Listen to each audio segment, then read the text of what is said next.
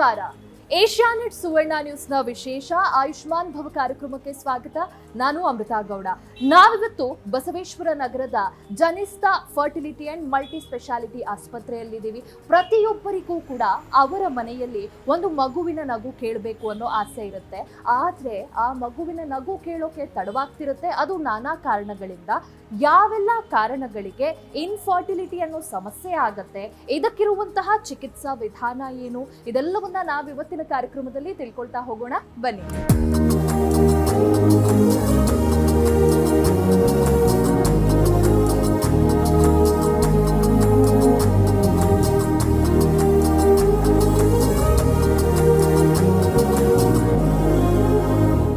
ಇದೀಗ ಕಾರ್ಯಕ್ರಮದಲ್ಲಿ ನಮ್ಮ ಜೊತೆ ಜನಿಸ್ತಾ ಫರ್ಟಿಲಿಟಿ ಅಂಡ್ ಮಲ್ಟಿ ಸ್ಪೆಷಾಲಿಟಿ ಆಸ್ಪತ್ರೆಯ ಫರ್ಟಿಲಿಟಿ ಕನ್ಸಲ್ಟೆಂಟ್ ಡಾಕ್ಟರ್ ಶ್ವೇತಾ ಅವರಿದ್ದಾರೆ. ಬನ್ನಿ, ಇನ್ಫರ್ಟಿಲಿಟಿ ಸಮಸ್ಯೆ ದಿನೇ ದಿನೇ ಯಾಕೆ ಆಗ್ತಾ ಇದೆ, ಇದಕ್ಕಿರುವಂತಹ ಪರಿಹಾರ ಏನು, ಜನಿಸ್ತಾ ಫರ್ಟಿಲಿಟಿ ಸೆಂಟರ್ನಲ್ಲಿ ಯಾವ ರೀತಿಯ ಟ್ರೀಟ್ಮೆಂಟ್ ಆಪ್ಷನ್ಸ್ ಇದೆ, ಇದೆಲ್ಲವನ್ನ ತಿಳ್ಕೊಳ್ತಾ ಹೋಗೋಣ. ಮೊದಲಿಗೆ ಕಾರ್ಯಕ್ರಮಕ್ಕೆ ಡಾಕ್ಟರ್ನ ವೆಲ್ಕಮ್ ಮಾಡೋಣ. ಡಾಕ್ಟರ್, ಕಾರ್ಯಕ್ರಮಕ್ಕೆ ಸ್ವಾಗತ ತಮಗೆ. ನಮಸ್ತೆ ಡಾಕ್ಟರ್, ಮೊದಲಿಗೆ ಜನಿಸ್ತಾ ಫರ್ಟಿಲಿಟಿ ಅಂಡ್ ಮಲ್ಟಿ ಸ್ಪೆಷಾಲಿಟಿ ಆಸ್ಪತ್ರೆ ಬಗ್ಗೆ ತಿಳಿಸೋದಾದ್ರೆ ಡಾಕ್ಟರ್. ಜನಿಸ್ತಾ ಅಂದರೆ ಇದು ಒಂದು ಸಂಸ್ಕೃತ ಪದ. ಅಂದರೆ ಇಂಗ್ಲೀಷಲ್ಲಿ ಇದನ್ನು ಅರ್ಥ ಡಿಸೈರ್ ಅಂತ ಹೇಳ್ಬೋದು. ಸೊ ಡಿಸೈರ್ ಅಂದರೆ ಇಲ್ಲಿ ಬರೋರೆಲ್ಲ ಅವರು ಹೆಣ್ಮಕ್ಳು ಒಂದು ಆಸೆಯಿಂದ ಬಂದಿರ್ತಾರೆ. ಮುಂಚೆ ಮಕ್ಕಳಾಗೋಕ್ಕೆ ಕಷ್ಟ ಆಗ್ತಿರಬಹುದು. ಸೊ ಅವ್ರದ್ದು ನಾನಾ ವಿಧ ತೊಂದರೆಗಳಿಂದ ಅದನ್ನೆಲ್ಲ ಮುಂದೆ ಬರೆದು ಇಲ್ಲಿ ತನಕ ಬಂದಿರ್ತಾರೆ. ಯಾಕೆಂದರೆ ಒಂದು ಆಸೆ, ನನಗೂ ಮಗು ಆಗಬೇಕು, ಸೊಸೈಟಿಯಲ್ಲಿ ನನಗೆ ಜನರು ಬೇರೆ ಥರ ನೋಡ್ತಾರೆ, ಆ ರೀತಿಯಲ್ಲಿ ನಂಗೆ ನೋಡಬಾರ್ದು ಅಂತ ಎಲ್ಲ ಆಸೆ ಇಟ್ಕೊಂಡು ಬಂದಾಗ ಸೊ ಜನಿಸ್ತಾ ಅಂತ ಅದು ಸಂಸ್ಕೃತ ಪದ. ಅದಕ್ಕೋಸ್ಕರವಾಗಿ ನಾವು ಇದನ್ನು ಜನಿಸ್ತಾ ಅಂತ ಇಟ್ಟಿರೋದು ಹೆಸರು.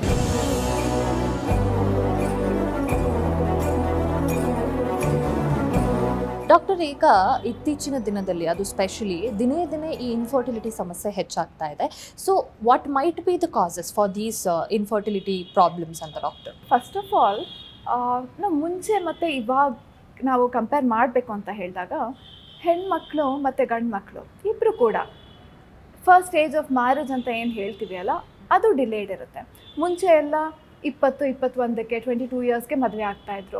ಅರೌಂಡ್ 24-25 ಇಯರ್ಸ್ಗೆ ಮಗು ಆಗ್ತಾಯಿತ್ತು. ಬಟ್ ನಾವು ಬಿಕಾಸ್ ಸಿಚುವೇಶನ್ನು, ಕೆರಿಯರ್ ಚಾಯ್ಸಸ್ ಇರೋದ್ರಿಂದ ಹೆಣ್ಮಕ್ಳು ಮತ್ತು ಗಂಡು ಮಕ್ಕಳು ಕಾನ್ಷಿಯಸ್ಲಿ ಅವರು ಡಿಲೇ ಮಾಡ್ತಾರೆ ಮದುವೆ ಆಗೋಕ್ಕೆ. ಸೊ ಪ್ರಾಬಬ್ಲಿ ಇವಾಗ ಒಂದು ಏಜ್ ಫಾರ್ ಮ್ಯಾರೇಜ್ ಅಂತ ಹೇಳ್ಬೋದು ಅಂದರೆ ಒಂದು 27-28 ಇಯರ್ಸ್ಗೆ ದೇ ಗೆಟ್ ಮ್ಯಾರಿಡ್. 30-31ಗೆ ಫ್ಯಾಮಿಲಿ ಶುರು ಮಾಡೋಣ ಅಂತ ಡಿಸೈಡ್ ಮಾಡ್ತಾರೆ. So this could be one of the contributing factor. ಏನಾಗುತ್ತೆ, ನಮ್ಮದು ಇಂಡಿಯನ್ ಜೀನ್ಸ್ ಪ್ರಕಾರ ಅರ್ಲಿಯರ್ ಏನು ಮಾಡ್ತಾಯಿದ್ರು, ಬೇಗ ಮದುವೆ, ಬೇಗ ಮಕ್ಕಳು. So that was the right thing. ಇವಾಗ ಏನಾಗುತ್ತೆ, ನಮಗೆ ಆಫ್ಟರ್ 28-29 ಇಯರ್ಸ್ ನಮಗೆ ಅಂಡಾಣು ಬರೋ ಕೆಪಾಸಿಟಿ ಮತ್ತು ಅದ್ರದ್ದು ಕ್ವಾಲಿಟಿ ಎಲ್ಲ ನಮಗೆ ಕಮ್ಮಿ ಆಗ್ತಾ ಹೋಗುತ್ತೆ. ಸೊ ಆಫ್ಟರ್ 30 ಇಯರ್ಸ್ ನಮಗೆ ಇದು ಡ್ರಾಸ್ಟಿಕಲಿ ಕಮ್ಮಿ ಆಗ್ತಾ ಹೋಗುತ್ತೆ. After 35 years it is little bit difficult. Impossible ಅಲ್ಲ, but it might be little difficult. So ನಮಗೆ ಎಗ್ ಕ್ವಾಲಿಟಿ ಅಂದರೆ ಅಂಡಾಣು quality is directly related to age.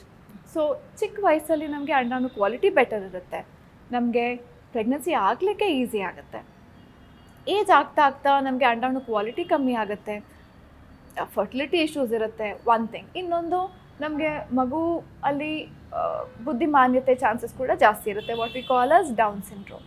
ಇದನ್ನು ನಾವು ಜೆನೆಟಿಕ್ ರೀಸನ್ಸ್ ಅಂತ ಹೇಳ್ಬೋದು, whatever we see in our genes. ಅದನ್ನು ಬಿಟ್ಟು ಬೇರೆ ಏನು ಕಾರಣಗಳಿರ್ಬೋದು ಅಂದರೆ ಇವಾಗಿನ ಸಿಚುವೇಶನ್ಸಲ್ಲಿ ದ ಲೈಫ್ ಸ್ಟೈಲ್ ಚೇಂಜಸ್ಸು. ಅಂದರೆ ಈಸಿ ಅವೈಲಬಿಲಿಟಿ ಆಫ್ ಫುಡ್, ಅಂದರೆ ಆ ಫುಡ್ ಹೆಲ್ತಿ ಇರಲ್ಲ, ಅದನ್ನು ಸೇವಿಸೋದ್ರಿಂದ ಒಬೇಸಿಟಿ ಜಾಸ್ತಿ ಆಗುತ್ತೆ. ಸೊ ವೆನೆವರ್ ಒಬೇಸಿಟಿ ಅಥವಾ ಬೊಜ್ಜತನ ಜಾಸ್ತಿ ಆದಾಗ ನಮಗೆ ಹೆಣ್ಮಕ್ಳಲ್ಲಿ ಇರೋ ಅಂದರೆ ಪಾಲಿಸಿಸ್ಟಿಕ್ ಓವರೀಸ್ ಜಾಸ್ತಿ ಆಗ್ಬೋದು. ಆ್ಯಂಡ್ ಇದರಿಂದ ಕೂಡ ನಮಗೆ ಫರ್ಟಿಲಿಟಿ ಇಶ್ಯೂಸ್ ಆಗ್ಬೋದು. ಇದು ಹೆಣ್ಮಕ್ಳಲ್ಲಿ ಅಂತ ಹೇಳಿದಾಗ ಗಂಡು ಮಕ್ಳಿಗೂ ಕೂಡ ಏನಾಗ್ಬೋದು, ಒಬೇಸಿಟಿ ಆದಾಗ, ಬೊಜ್ಜತನ ಆದಾಗ ಈ ವೀರ್ಯಾಣು ನಮಗೆ ಕೌಂಟ್ ಮೊಟಿಲಿಟಿ ಮತ್ತು ನಾರ್ಮಲ್ ಫಾರ್ಮ್ಸ್ ಆ್ಯಂಡ್ DFI ಅಂತ ಏನು ಹೇಳ್ತೀವಿ. DFI ಅಂದರೆ ನಮಗೆ ವೀರ್ಯಾಣು ಅಲ್ಲಿರೋ ಕ್ವಾಲಿಟಿ ಗೊತ್ತಾಗುತ್ತೆ. ಸೊ ಇದೆಲ್ಲ ಕೂಡ ಎಫೆಕ್ಟ್ ಆಗುತ್ತೆ. ಸೊ ಈ ಫರ್ಟಿಲಿಟಿ ನಮಗೆ ಹೆಣ್ಮಕ್ಳಲ್ಲೂ ಈಕ್ವಲ್ ಆಗಿ ಎಫೆಕ್ಟ್ ಆಗುತ್ತೆ, ಗಂಡು ಮಕ್ಳಲ್ಲೂ ಈಕ್ವಲ್ ಆಗಿ ಎಫೆಕ್ಟ್ ಆಗುತ್ತೆ. ಸೊ ಲೈಫ್ ಸ್ಟೈಲ್ ಚೇಂಜಸ್ಸು ಇದರಿಂದ ಕೂಡ ನಮಗೆ ಪ್ರೆಗ್ನೆನ್ಸಿ ಕೂಡ ಡಿಲೇ ಆಗ್ತಿರಬಹುದು. ಸರ್ಟನ್ ಎನ್ವೈರ್ಮೆಂಟಲ್ ಫ್ಯಾಕ್ಟರ್ಸ್ ಅಂತ ಹೇಳ್ಬೋದು. ಮುಂಚೆ ಥರ ನಮಗೆ ಶುದ್ಧವಾಗಿರೋ ಆಹಾರ ಸಿಗಲ್ಲ and environmental pollution. So food pollutants ಇರುತ್ತೆ, ಎನ್ವೈರ್ಮೆಂಟಲ್ ಪೊಲ್ಯೂಟನ್ಸ್ ಇರುತ್ತೆ. ಸೊ ಇದೆಲ್ಲ ನಮ್ಮ ಬಾಡಿಯಲ್ಲಿ ಅದು ಹೆಂಗೆ ಪರಿಣಾಮ ಬೀರುತ್ತೆ ಅಂತ ಪ್ರಾಬಬ್ಲಿ ಅದರಿಂದ ಕೂಡ ನಮಗೆ ಪ್ರೆಗ್ನೆನ್ಸಿ ಆಗಲಿಕ್ಕೆ ಡಿಲೇ ಆಗ್ತಿರ್ಬೋದು. So it is multi factor, ಬರೀ ಒಂದು ಅಂತ ಹೇಳೋಕ್ಕಾಗಲ್ಲ. ಎವ್ರಿಥಿಂಗ್ ಪುಟ್ ಟುಗೆದರ್ ಈ ಥರ ಆಗ್ಬೋದು. ಯೂಶಲಿ ನೀವು ಹೇಳ್ದಂಗೆ ಮಲ್ಟಿಪಲ್ ಫ್ಯಾಕ್ಟರ್ಸ್ ಇರುತ್ತೆ ಇನ್ಫರ್ಟಿಲಿಟಿ ಸಮಸ್ಯೆ ಆಗುತ್ತೆ ಅಂತ ಇದ್ದಾಗ. ಬಟ್ ಒಂದು ಮುಖ್ಯವಾದ ಕಾರಣ ಆ್ಯಸ್ ಯು ಸೆಡ್ ಡಿಲೇ ಮಾಡ್ತಾರೆ, ಕಪಲ್ಸೇ ಡಿಲೇ ಮಾಡ್ತಾರೆ. ಆ್ಯಂಡ್ ಕಪಲ್ಸಲ್ಲಿ ಒಂದು ಮಿಥ್ ಏನಿರುತ್ತೆ ಅಂತಂದರೆ ಪ್ರೆಗ್ನೆನ್ಸಿ ಆಗ್ತಿಲ್ಲ, ಕನ್ಸೀವ್ ಆಗ್ತಿಲ್ಲ ಹುಡುಗಿ ಅಥವಾ ಹೆಣ್ಣು ಅಂತಂದಾಗ ಅವರಲ್ಲೇ ಏನೋ ಪ್ರಾಬ್ಲಮ್ ಇದೆ ಅಂತ. ಈಗ ಡಯಾಗ್ನೋಸ್ಟಿಕ್ ಟೆಸ್ಟ್ಗಳು ಮಾಡಿಸ್ಬೇಕು, ಡಯಾಗ್ನೋಸ್ಟಿಕ್ ಟೆಸ್ಟ್ಗಳು ರನ್ ಮಾಡಬೇಕು ಅಂತ ಇದ್ದಾಗ ಹೆಂಗಿರುತ್ತೆ ಡಾಕ್ಟರ್ ಅಲ್ಲಿ ಹುಡುಗ ಕಪಲ್ಸ್ ಇಬ್ಬರೂ ಕೂಡ ಪ್ರೆಸೆಂಟ್ ಇರಬೇಕಾ ಅಂತ? ಪ್ರೆಗ್ನೆನ್ಸಿ ಆಗಲಿಲ್ಲ ಅಂತ ಹೇಳಿದ್ರೆ ಸಮಾಜ ದೂಷಿಸೋದೇ ಹೆಣ್ಮಕ್ಳಿಗೆ. ಅವ್ರು ಏನೇ ಟ್ರೀಟ್ಮೆಂಟ್ ತೊಗೊಂಡ್ರು ಸಕ್ಸಸ್ ಆದರೆ ಒಳ್ಳೆಯದು, ಸಕ್ಸಸ್ ಆಗಲಿಲ್ಲ ಅಂದರೆ ಮತ್ತೆ ಅವ್ರಿಗೆ ಪಾಪ ಇಷ್ಟೊಂದೆಲ್ಲ ನಾನು ಟ್ರೀಟ್ಮೆಂಟ್ ಕೊಡ್ಸಿದ್ದೀನಿ, ಇವಳಲ್ಲೇ ಏನೋ ಕೊರತೆ ಇದೆ, ಸೊ ಇವ್ರು ಮೋಸ್ಟ್ಲಿ ಪ್ರೆಗ್ನೆನ್ಸಿನೇ ಆಗಲ್ವಾ ಅಂತ. ಸೊ ಇದೆಲ್ಲ ತುಂಬ ಸೈಕಲಾಜಿಕಲ್ ಇಂಪ್ಯಾಕ್ಟ್ ಇರುತ್ತೆ, ಎಮೋಷ್ನಲ್ ಇಂಪ್ಯಾಕ್ಟ್ ಇರುತ್ತೆ. ನಮ್ಮಲ್ಲಿ ಬರೋರಲ್ಲಿ ನಾನೇನು ಸಜೆಸ್ಟ್ ಮಾಡ್ತೀನಿ ಅಂದರೆ ಟ್ರೀಟ್ಮೆಂಟಿಗೆ ಬಂದಾಗ ಹಸ್ಬೆಂಡ್ ಆ್ಯಂಡ್ ವೈಫ್ ಒಟ್ಟಿಗೆ ಬಂದಾಗ ಸೊ ನಮಗೆ ಅಲ್ಲಿ ಕಾಣಿಸ್ಬರೋ ಸಕ್ಸಸ್ಸು ಬೆಟರ್ ಇರುತ್ತೆ. ಯಾಕೆಂದರೆ ಆ ಹೆಣ್ಮಗುಗೆ ಎಮೋಷ್ನಲ್ ಸಪೋರ್ಟ್ ಇರುತ್ತೆ ಆ್ಯಂಡ್ ದೆನ್ ಮೆಂಟಲ್ ಸಪೋರ್ಟ್ ಇರುತ್ತೆ. ಸೊ ಈ ಟ್ರೀಟ್ಮೆಂಟು ಸ್ಟ್ರೆಸ್ ಫ್ರೀ ಆದಾಗ ನಮಗೆ ಸಕ್ಸಸ್ ರೇಟ್ ಕೂಡ ಕಾಣಿಸುತ್ತೆ. So I suggest as husband and wife ಬಂದಾಗ ಟ್ರೀಟ್ಮೆಂಟ್ ತೊಗೊಂಡಾಗ ಥಿಂಗ್ಸ್ ಅಂದರೆ ವಿಲ್ ಬಿ ಮಚ್ ಬೆಟರ್. ಇವಾಗ ಒಂದು ಪ್ರೆಗ್ನೆನ್ಸಿ ಆಗಬೇಕು ಅಂತ ಹೇಳಿದ್ರೆ ಹೆಣ್ಮಕ್ಳಲ್ಲೂ ಎಲ್ಲ ಚೆನ್ನಾಗಿರಬೇಕು, ಗಂಡು ಮಕ್ಕಳಲ್ಲೂ ಎಲ್ಲ ಚೆನ್ನಾಗಿರಬೇಕು.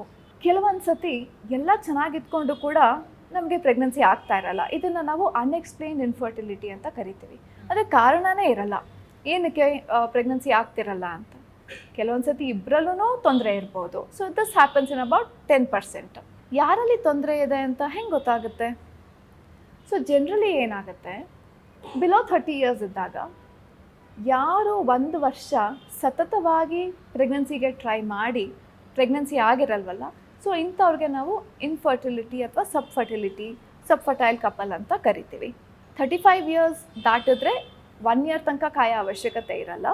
6 ತಿಂಗಳಷ್ಟೇ ಅವರು ಪ್ರೆಗ್ನೆನ್ಸಿಗೆ ಟ್ರೈ ಮಾಡಿ ಪ್ರೆಗ್ನೆನ್ಸಿ ಆಗಲಿಲ್ಲ ಅಂತ ಹೇಳಿದಾಗ ಅಡ್ವಾನ್ಸ್ ಸ್ಟೇಜ್ ಅವರು ಆದಷ್ಟು ಬೇಗ ಅವ್ರ ಹತ್ತಿರದಲ್ಲಿರೋ ಗೈನಕಾಲಜಿಸ್ಟ್ ಅಥವಾ ಫರ್ಟಿಲಿಟಿ ಕನ್ಸಲ್ಟೆಂಟ್ಗೆ ಕನ್ಸಲ್ಟ್ ಮಾಡಿ ಅದಕ್ಕೆ ಸೂಕ್ತ ಚಿಕಿತ್ಸೆ ತಗೋಬೇಕಾಗತ್ತೆ. ಯಾರಿಗೆ ಯಾವ ರೀತಿ ಟ್ರೀಟ್ಮೆಂಟ್ ಕೊಡಬೇಕು ಅಂದರೆ ಬೇಸಿಕ್ ಇನ್ವೆಸ್ಟಿಗೇಷನ್ಸ್ ಅಂತ ನೀವು ಹೇಳಿದ್ರಿ ಅಲ್ಲ, ಅದನ್ನು ನಾವು ಮಾಡ್ತೀವಿ. ಸೊ ಹೆಣ್ಮಕ್ಳಲ್ಲಿ ಏನು ಮಾಡ್ತೀವಿ ಅಂದರೆ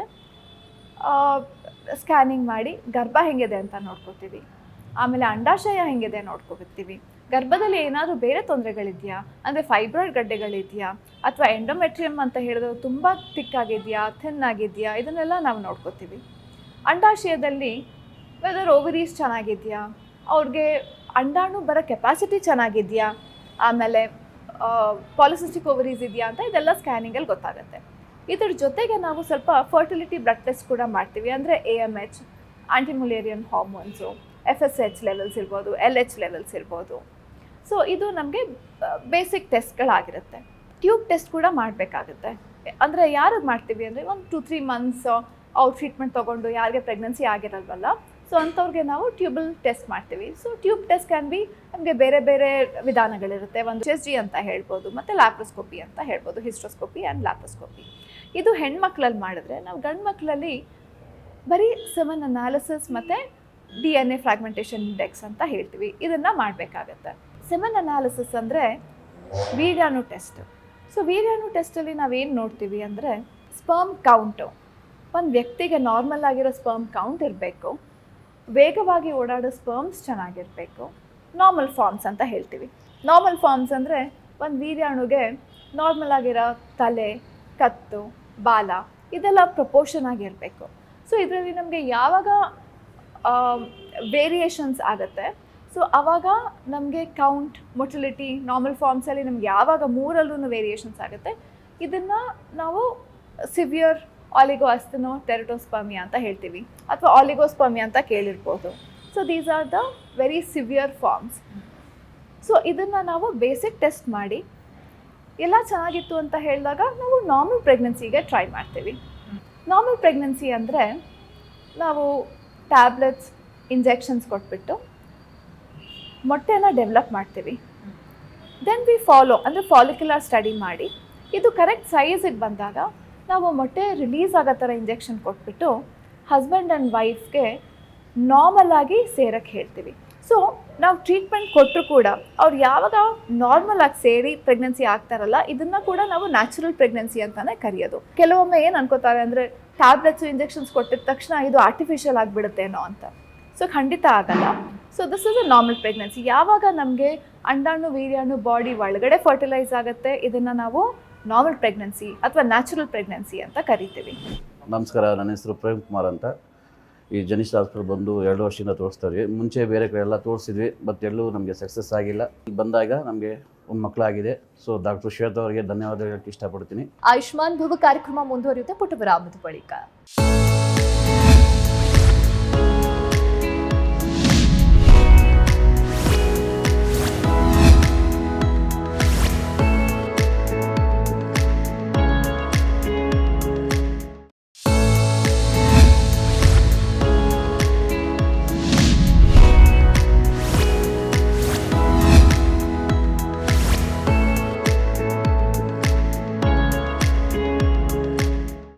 ವಿರಾಮದ ಬಳಿಕ ಆಯುಷ್ಮಾನ್ ಭವ ಕಾರ್ಯಕ್ರಮಕ್ಕೆ ಮತ್ತೊಮ್ಮೆ ಸ್ವಾಗತ.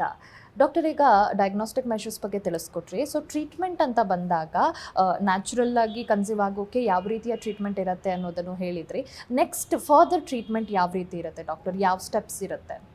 ಸೊ ಯಾರಿಗೆ ನ್ಯಾಚುರಲ್ ಪ್ರೆಗ್ನೆನ್ಸಿ ಆಗ್ತಿರಲ್ಲ ಅಂಥವ್ರಿಗೆ ನಾವು ಒಂದು ಸ್ಟೆಪ್ ಮುಂದೆ ಹೋಗ್ತೀವಿ. ಅಂದರೆ ಇದನ್ನು ನಾವು IUI ಅಂತ ಹೇಳ್ಬೋದು ಅಥವಾ ಆರ್ಟಿಫಿಷಿಯಲ್ ಇನ್ಸೆಮಿನೇಷನ್ ಅಂತ ಹೇಳ್ಬೋದು. IUI ಅಂದರೆ ಇದು ನ್ಯಾಚುರಲ್ ಪ್ರೆಗ್ನೆನ್ಸಿ ಪ್ರಕಾರನೇ ಇರುತ್ತೆ. ಏನು ಮಾಡ್ತೀವಿ ಅಂದರೆ ಟ್ಯಾಬ್ಲೆಟ್ಸ್ ಇಂಜೆಕ್ಷನ್ಸ್ ಕೊಟ್ಬಿಟ್ಟು ಅಂಡಾಣುನ ಡೆವಲಪ್ ಮಾಡಿ ಅದು ರಿಲೀಸ್ ಆದಮೇಲೆ ಅವ್ರ ಹಸ್ಬೆಂಡ್ ವೀರ್ಯಾಣುನ ನಾವು ಗರ್ಭದ ಒಳಗಡೆ ಇಡ್ತೀವಿ. ಸೊ ಬಿಕಾಸ್ ಇದನ್ನು ನಾವು ಗರ್ಭದ ಒಳಗಡೆ ಇಡೋದ್ರಿಂದ ಇಂಟ್ರಾಯೂಟ್ರೈನ್ ಇನ್ಸೆಮಿನೇಷನ್ ಅಂತ ಕರಿತೀವಿ. ಬಟ್ ಬಾಡಿಯಲ್ಲಿ ಅದು ಅಂಡಾಣು ವೀರ್ಯಾಣು ನ್ಯಾಚುರಲಿ ಆಗೇ ಅದು ಫರ್ಟಿಲೈಸೇಷನ್ ಆಗಬೇಕು. ಸೊ ಇದು ಕೂಡ ನಮಗೆ ನ್ಯಾಚುರಲ್ ಪ್ರೆಗ್ನೆನ್ಸಿ ಅಂತಲೇ ಬರುತ್ತೆ. ಯಾರಿಗೆ ಈ IUI ಪ್ರೆಗ್ನೆನ್ಸಿಯಲ್ಲೂ IUI ಟ್ರೀಟ್ಮೆಂಟಲ್ಲೂ ಪ್ರೆಗ್ನೆನ್ಸಿ ಆಗ್ತಿರಲ್ವಲ್ಲ, ಇಂಥವ್ರಿಗೆ ನಾವು ಲಾಸ್ಟ್ ಸ್ಟೆಪ್ಪಾಗಿ IVFನ ಸಜೆಸ್ಟ್ ಮಾಡ್ತೀವಿ. ಸೊ IVF ಅಂದರೆ ಲೇಮನ್, ಇದರಲ್ಲಿ ನಾವು ಇನ್ವಿಟ್ರೋ ಫರ್ಟಿಲೈಸೇಷನ್ ಅಂತ ಕರಿತೀವಿ ಟೆಕ್ನಾಲಜಿ, ಅಥವಾ ಪ್ರಣಾಳ ಶಿಶು ಅಂತ ಹೇಳ್ತೀವಿ ಕನ್ನಡದಲ್ಲಿ. ಇಲ್ಲಿ ನಾವೇನು ಮಾಡ್ತೀವಿ ಅಂದರೆ ಅಂಡಾಣುನ ವೀರ್ಯಾಣುನ ಬಾಡಿಯಿಂದ ಆಚೆ ತೆಗೆದು ಅದನ್ನು ನಾವು ಲ್ಯಾಬಲ್ಲಿ ಸೇರಿಸಿ ಭ್ರೂಣ ಮಾಡ್ತೀವಿ. ಈ ಫರ್ಟಿಲೈಸೇಷನ್ ಲ್ಯಾಬಲ್ಲಿ ಆಗಿರೋ ಕಾರಣದಿಂದ ಇದನ್ನು ನಾವು ಇನ್ ವಿಟ್ರೋ ಫರ್ಟಿಲೈಸೇಷನ್ ಅಂತ ಕರಿತೀವಿ. ಒಂದು ಸತಿ ಇದು ಫರ್ಟಿಲೈಸೇಷನ್ ಆದಮೇಲೆ ಇದು ಭ್ರೂಣ ಹೆಂಗಿದೆ, ಕ್ವಾಲಿಟಿ ಹೆಂಗಿದೆ, ಇದು 3ನೇ ದಿನ ಭ್ರೂಣ ಕ್ವಾಲಿಟಿ ಹೆಂಗಿದೆ, ಮತ್ತು ಬ್ಲಾಸ್ಟೋಸಿಸ್ಟ್ ಹೋಗುತ್ತಾ ಇಲ್ವಾ, ಇದನ್ನೆಲ್ಲ ನಾವು ಪರೀಕ್ಷೆ ಮಾಡಿ ಸೂಕ್ತವಾದ ದಿನದಲ್ಲಿ, ಅಂದರೆ 3ನೇ ದಿನ ಅಥವಾ 5ನೇ ದಿನ ಭ್ರೂಣ ಡೆವಲಪ್ ಆದಮೇಲೆ ಅದನ್ನು ನಾವು ಗರ್ಭದಲ್ಲಿ ವಾಪಸ್ ಇಡ್ತೀವಿ. ಸೊ ಇದು ಹೋಲ್ ಪ್ರೊಸೆಸ್ಗೆ ನಾವು ಇನ್ ವಿಟ್ರೋ ಫರ್ಟಿಲೈಸೇಷನ್ ಅಂತ ಕರಿತೀವಿ. ಓಕೆ ಡಾಕ್ಟರ್, ಈಗ IVF ಟ್ರೀಟ್ಮೆಂಟ್ ಅಂದಾಗ ಜನರಲಿ ಕಪಲ್ಸ್ ಮಕ್ಕಳಾಗ್ತಿಲ್ಲ, ಫರ್ಟಿಲಿಟಿ ಸೆಂಟರ್ನು ವಿಸಿಟ್ ಮಾಡಬೇಕು ಅಂತಂದಾಗ ಎಲ್ಲರೂ ಅಂದ್ಕೊಳ್ಳೋದು ಹೋಗಿದ ತಕ್ಷಣ IVF ಸಜೆಸ್ಟ್ ಮಾಡ್ತಾರೆ ಅಂತ. ಸೊ ಎಲ್ಲ ಕಪಲ್ಸಿಗೂ ಈ IVFೇ ಬೇಕಾಗತ್ತಾ, ಆರ್ ಯಾರು IVFಗೆ ಎಲಿಜಿಬಲ್ ಇರ್ತಾರೆ ಡಾಕ್ಟರ್? ತುಂಬ ಸೂಕ್ತವಾದ ಪ್ರಶ್ನೆ. ಎಲ್ಲರೂ ಇವಾಗ ಫರ್ಟಿಲಿಟಿ ಸೆಂಟ್ರ್ ಹೋಗಿದ ತಕ್ಷಣ ಅಯ್ಯೋ ನಮ್ಗೆ IVF ಸಜೆಸ್ಟ್ ಮಾಡಿಬಿಡ್ತಾರೇನೋ, ಏನು ಮಾಡೋಣ ಅಂತ. ಸೊ ಖಂಡಿತ ಅಲ್ಲ. ನಾವು ಯಾವಾಗಲೂ ಸೆಗ್ರಿಗೇಟ್ ಮಾಡ್ತೀವಿ. ಇದು ಮಾಡೋಕ್ಕೆ ನಾವು ಫಸ್ಟ್ ಬೇಸ್ಲೈನ್ ಟೆಸ್ಟ್ ಮಾಡಿ ಯಾರಿಗೆ ಯಾವ ರೀತಿ ಟ್ರೀಟ್ಮೆಂಟ್ ಕೊಟ್ಟರೆ ಉಪಯೋಗ ಆಗುತ್ತೆ ಅನ್ನೋದನ್ನು ನಾವು ಫಸ್ಟು ಡಯಾಗ್ನೋಸ್ ಮಾಡ್ತೀವಿ. ಎಲ್ಲ ಚೆನ್ನಾಗಿತ್ತು ಅಂತ ಹೇಳಿದಾಗ ಏಜ್ ಕಮ್ಮಿ ಇತ್ತು, ಮದುವೆ ಆಗಿ ಮೇ ಬಿ ಅಬೌಟ್ 3-4 ಇಯರ್ಸ್ ಇರ್ಬೋದು, ಏನು ಬೇರೆ ರಿಸ್ಕ್ ಫ್ಯಾಕ್ಟರ್ಸ್ ಇರಲ್ಲ. ಸೊ ಇಂಥವ್ರಿಗೆ ನಾವು ನ್ಯಾಚುರಲ್ ಪ್ರೆಗ್ನೆನ್ಸಿನೇ ನಾವು ಫಸ್ಟ್ ಸಜೆಸ್ಟ್ ಮಾಡ್ತೀವಿ. ಯಾರಿಗೆ ಈ ನ್ಯಾಚುರಲ್ ಪ್ರೆಗ್ನೆನ್ಸಿ ಆಗ್ತಿರಲ್ಲ ಅಂಥವ್ರಿಗೆ ನಾವು ನೆಕ್ಸ್ಟ್ ಸ್ಟೆಪ್ IUIಗೆ ಹೋಗ್ತೀವಿ. ಕೆಲವೊಂದು ಸತಿ ತುಂಬ ಡಿಫ್ರೆಂಟ್ ಸಿನಾರಿಯೋಸ್ ಇರುತ್ತೆ IUIಗಲ್ಲೂ ಕೂಡ. ಸೊ IUIಯಲ್ಲಿ ಕೆಲವೊಂದು ಸತಿ ಹಸ್ಬೆಂಡು ಸ್ಪರ್ಮ್ ಉತ್ಪತ್ತಿ ಆಗ್ತಿರಲ್ಲ, ಅಜೋಸ್ಪರ್ಮಿಯಾ ಅಂತ ಹೇಳ್ತೀವಿ. ಸೊ ಈ ಟೈಮಲ್ಲಿ ನಾವು IUIನ ಡೋನರ್ ಸ್ಪರ್ಮ್ ಮೂಲಕ ಮಾಡಬೇಕಾಗತ್ತೆ. ಇದರಲ್ಲೂ ಯಾರಿಗಾಗಿರಲ್ವಲ್ಲ ಪ್ರೆಗ್ನೆನ್ಸಿ, ಲಾಸ್ಟ್ ಸ್ಟೆಪ್ಪು ನಾವು IVFನ ಸಜೆಸ್ಟ್ ಮಾಡ್ತೀವಿ. ಕೆಲವೊಂದು ಸಿನಾರಿಯೋಸ್ ಇರುತ್ತೆ ವೇರ್ ನಾವು ಬೇರೆ ಟ್ರೀಟ್ಮೆಂಟ್ನ ಅನ್ಫಾರ್ಚುನೇಟ್ಲಿ ಟ್ರೈ ಮಾಡೋಕ್ಕಾಗಲ್ಲ. ಯಾವುದಪ್ಪ ಅದು ಅಂದರೆ, ಮೋಸ್ಟ್ ಇಂಪಾರ್ಟೆಂಟು, ಗಂಡಸರಲ್ಲಿ ತೊಂದರೆ ಇತ್ತು ಅಂತ ಹೇಳಿದಾಗ, ಸ್ಪರ್ಮ್ ಕೌಂಟ್, ಆಲಿಗೋಸ್ಪರ್ಮಿಯಾ, ಸ್ಪರ್ಮ್ ಮೊಟಿಲಿಟಿ ಕಮ್ಮಿ ಇತ್ತು ಅಂತ ಹೇಳಿದಾಗ, ನಾರ್ಮಲ್ ಫಾರ್ಮ್ಸ್ ಕಮ್ಮಿ ಇತ್ತು ಅಂತ ಹೇಳಿದಾಗ ನಮಗೆ ನ್ಯಾಚುರಲ್ ಪ್ರೆಗ್ನೆನ್ಸಿ ಆಗಲಿಕ್ಕೆ ಕಷ್ಟ ಆಗ್ತಿರುತ್ತೆ. Sperm count, motility, normal forms normal ಇರೋದು ತುಂಬಾ ಅಗತ್ಯವಾಗಿರುತ್ತೆ ನಮಗೆ ನ್ಯಾಚುರಲ್ ಪ್ರೆಗ್ನೆನ್ಸಿ ಆಗೋಕ್ಕೆ. ಎಲ್ಲಿ ನಮಗೆ ಇದು 3 ಪ್ಯಾರಾಮೀಟರ್ಸು ಅಥವಾ 1 ಪ್ಯಾರಾಮೀಟರು ನಮಗೆ ಕಮ್ಮಿ ಆಗಿರುತ್ತಲ್ಲ, ಆವಾಗ ಫರ್ಟಿಲೈಸೇಷನ್ ಆಗೋಕ್ಕೆ ಕಷ್ಟ ಆಗ್ತಿರುತ್ತೆ. ಸೊ ಇಂಥವ್ರಿಗೆ ನಾವು IVFನ ಫಸ್ಟ್ ಸ್ಟೆಪ್ಗೆ ಆ್ಯಸ್ ಟ್ರೀಟ್ಮೆಂಟ್ನ ಸಜೆಸ್ಟ್ ಮಾಡ್ತೀವಿ. ಕೆಲವೊಂದು ಸತಿ ಎಕ್ಸ್ಟ್ರೀಮ್ ಕೇಸಸಲ್ಲಿ ಅಜೂಸ್ಪರ್ಮಿಯಾ ಅಂತ ಹೇಳ್ತೀವಿ, ವೇರ್ ನಮಗೆ ವೀರ್ಯಾಣುನೇ ಇರಲ್ಲ. ಸೊ ಇಂಥವರಲ್ಲಿ ಕೂಡ ನಾವು ಬೇರೆ ರೀತಿಯಿಂದ ಸ್ಪರ್ಮ್ಸ್ನ ತೆಗೆದು, ಅಂದರೆ ಟೆಸ್ಟಿಕ್ಯುಲರ್ ಬಯಾಪ್ಸಿ ಮಾಡಿ ಅದರಿಂದ ಸ್ಪರ್ಮ್ಸ್ನ ತೆಗೆದು ಯೂಸ್ ಮಾಡಬೇಕಾಗತ್ತೆ. ಸೊ ಇದೆಲ್ಲ ಎಕ್ಸ್ಟ್ರೀಮ್ ಕೇಸಸ್ ಇರುತ್ತೆ. ನೆಕ್ಸ್ಟ್ ಯಾವಾಗ ಡೈರೆಕ್ಟ್ಲಿ ನಾವು ಹೇಳ್ತೀವಿ ಅಂದರೆ, ಟ್ಯೂಬ್ ಬ್ಲಾಕ್ ಆಗಿರ್ಬೋದು. ಸೊ ಟ್ಯೂಬ್ ಅಂದರೆ ನಮಗೆ ಗರ್ಭ ಪಕ್ಕ ಇರೋದು 2 ನಾಳಗಳು, ಇಲ್ಲಿ ನಮಗೆ ನ್ಯಾಚುರಲ್ ಫರ್ಟಿಲೈಸೇಷನ್ ಆಗ್ತಿರುತ್ತೆ, ಅಂದರೆ ಅಂಡಾಣು ಮತ್ತು ವೀರ್ಯಾಣು ಸೇರಿ ಭ್ರೂಣ ಆಗ್ತಿರುತ್ತೆ. ಸೊ ಯಾರಲ್ಲಿ ನಮಗೆ ಟ್ಯೂಬ್ ಬ್ಲಾಕ್ ಆಗಿರುತ್ತಲ್ಲ, ಸೊ ಇಂಥವರಲ್ಲಿ ಕೂಡ ನಾವು IVFನ ಫಸ್ಟ್ ಲೈನ್ ಅಂತ ಕರಿತೀವಿ. ಮಲ್ಟಿಪಲ್ IUI ಫೇಲಿಯರ್ ಆಗಿರಬಹುದು, may be about 4 or 5 IUIs. So ಇದರಲ್ಲಿ ಕೂಡ ನಾವು IVFನ ಸಜೆಸ್ಟ್ ಮಾಡ್ತೀವಿ. ಸ್ವಲ್ಪ ತುಂಬ ಡಿಫಿಕಲ್ಟ್ ಸಿಚುವೇಶನ್ಸ್ ಇರುತ್ತೆ ಕೆಲವು ಹೆಣ್ಮಕ್ಳಲ್ಲಿ ಮತ್ತು ಗಂಡು ಮಕ್ಕಳಲ್ಲಿ. ಡಿಫಿಕಲ್ಟ್ ಸಿಚುವೇಶನ್ಸ್ ಅಂದರೆ ಏಜ್ ಕಮ್ಮಿ ಆಗಿರ್ಬೋದು, ಮೇ ಬಿ ಅರೌಂಡ್ 24-25 ಇಯರ್ಸ್ ಆಗಿರ್ಬೋದು, ಬಟ್ ಅನ್ಫಾರ್ಚುನೇಟ್ಲಿ ಇವ್ರಿಗೆ ಟೈಮ್ಗಿಂತ ಮುಂಚೆ ಮುಟ್ಟು ನಿಂತೋಗಿರುತ್ತೆ. ಸೊ ಇದನ್ನು ನಾವು ಪ್ರಿಮೆಚೂರ್ ಒವೇರಿಯನ್ ಫೇಲಿಯರ್ ಅಂತ ಕರಿತೀವಿ. ಸೊ ಇಂಥವರಲ್ಲಿ ನಾವೇನು ಮಾಡ್ತೀವಿ ಅಂದರೆ, ಬೇರೆ ಹೆಣ್ಮಕ್ಳು ಅಂದರೆ ಎಗ್ ಡೋನರ್ನ ತೊಗೊಂಡು ಅವ್ರ ಮೊಟ್ಟೆನ ಉಪಯೋಗಿಸಿ ಇವ್ರಿಗೆ ಪ್ರೆಗ್ನೆನ್ಸಿ ಮಾಡಬೇಕಾಗತ್ತೆ. ಬಟ್ ಇದೆಲ್ಲ ತುಂಬ certain unfortunate situations in life ಅಂತ ಹೇಳ್ಬೋದು ಆ ಹೆಣ್ಮಗುಗೆ.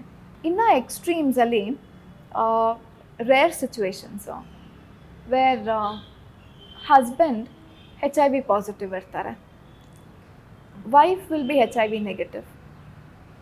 ಇವರು ನ್ಯಾಚುರಲ್ ಪ್ರೆಗ್ನೆನ್ಸಿ ಟ್ರೈ ಮಾಡಿದಾಗ ಆ ಹೆಣ್ಮಗುಗೆ ಇನ್ಫೆಕ್ಷನ್ ಆಗೋ ಚಾನ್ಸಸ್ ಇರುತ್ತೆ. ಸೊ ಇಂಥವರಲ್ಲಿ ನಾವು ಡೈರೆಕ್ಟ್ಲಿ IUI ಅಥವಾ IVFನ ಸಜೆಸ್ಟ್ ಮಾಡ್ತೀವಿ. ಸೊ IVF ಮಾಡಿದಾಗ ಅವ್ರಿಗೆ ಸಂಪರ್ಕ ಇರಲ್ಲ, ವೀರ್ಯಾಣುವಲ್ಲಿ ಏನು ಇನ್ಫೆಕ್ಷನ್ ಇರುತ್ತೆ ಅದನ್ನೆಲ್ಲ ನಾವು ಡಬಲ್ ವಾಶ್, ಟ್ರಿಪಲ್ ವಾಶ್ ಮಾಡಿ ಇನ್ಫೆಕ್ಷನ್ ಪಾರ್ಟಿಕಲ್ಸ್ ಎಲ್ಲ ತೆಗೆದ ಮೇಲೆ ಈ ವೀರ್ಯಾಣುನ ನಾವು ಯೂಸ್ ಮಾಡ್ತೀವಿ. ಸೊ ಈ ಥರ ಮಾಡಿದಾಗ ಆ ಹೆಣ್ಮಗು ಸೇಫಾಗಿರ್ತಾರೆ, ಮತ್ತು ಹುಟ್ಟೋ ಮಗು ಕೂಡ ನಮಗೆ HIV ಸೋಂಕು ಆಗೋ ಚಾನ್ಸಸ್ಸು ತುಂಬ ತುಂಬ ತುಂಬ ಕಮ್ಮಿ. ಓಕೆ ಡಾಕ್ಟರ್, ಮತ್ತಷ್ಟು ಡೀಟೇಲ್ಸನ್ನ ಕೇಳಿ ತಿಳ್ಕೊತೀನಿ. ಅದಕ್ಕೂ ಮುಂಚೆ ಮತ್ತೊಂದು ಬ್ರೇಕ್ ತೊಗೊಂಡು ಬರೋಣ. ಆಯುಷ್ಮಾನ್ ಭವ ಕಾರ್ಯಕ್ರಮ ಮುಂದುವರಿಯುತ್ತೆ ಮತ್ತೊಂದು ಪುಟ್ಟ ವಿರಾಮದ ಬಳಿಕ.